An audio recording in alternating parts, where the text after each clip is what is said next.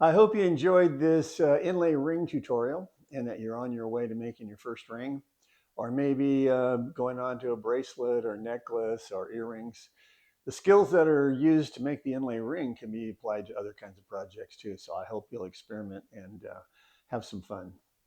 If you need more instruction on the steps that are shown in the slideshow and in the accompanying written instructions, I do have an online course that goes through the process with videos where I've made my own ring and we follow along each step with more detailed instructions. So that's available on my website.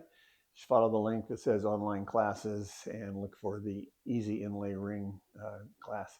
It's usually $59, but for the people who are viewing this on YouTube, I'm giving you a special discount code that will allow you to purchase the course for only $29.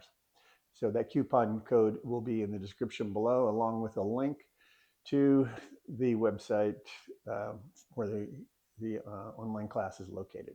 So if you find that you want to learn additional skills, I have a total of about 24 online classes that you can choose from for a variety of different projects and skills related to jewelry making. So I hope you'll take a chance and look at those and choose one or more.